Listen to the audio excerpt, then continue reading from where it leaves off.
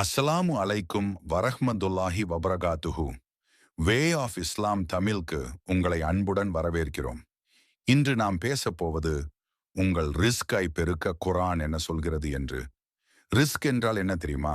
Risk என்பது வெறும் பணம் மட்டுமில்லை. உடல் ஆரோக்கியம், குடும்ப அன்பு, அறிவு, நேரம் எல்லாமே அல்லாஹ் தரும் ரிஸ்க் தான். இப்போது நாம் பார்க்கப் போகிறோம் ரிஸ்க் பெருக்க 5 முக்கியமான குர்ஆன் வசனங்கள். ஒன்றாவது இஸ்திக்ஃபார் சொல்லுங்கள். அல்லாஹ் சொல்கிறான், நீங்கள் அதிகமாக மன்னிப்பு கேளுங்கள். அல்லாஹ் உங்களுக்கு மழையை அனுப்புவான், உங்கள் செல்வத்தை பெருக்குவான், உங்களுக்கு தோட்டங்களையும் ஆறுகளையும் தருவான். சூரா நூஹ் வசனம் 10, 11 மற்றும் 12. இரண்டாவது, தவக்குல் வையுங்கள். யார் அல்லாஹ்வை நம்புகிறாரோ அவனே போதும் என்று அல்லாஹ் சொல்கிறான்.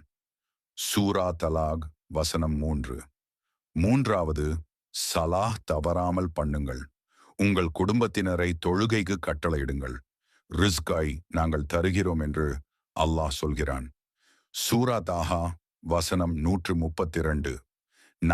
நான்காவது, கஷ்டத்தில் இருப்போருக்கு அல்லாஹ்விற்காக அழகிய கடன் எவர் கொடுக்கின்றாரோ அதை அவருக்கு அவன் 2 மடங்காக்கி பன்மடங்காகச் செய்வான்.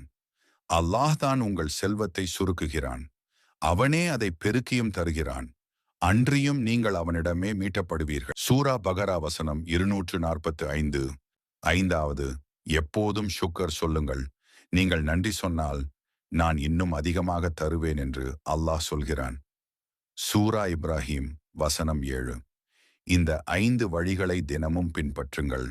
இன்ஷா அல்லாஹ் உங்கள் ரிஸ்க் பெருகும். வீடியோ பிடித்திருந்தால் லைக் பண்ணுங்கள்.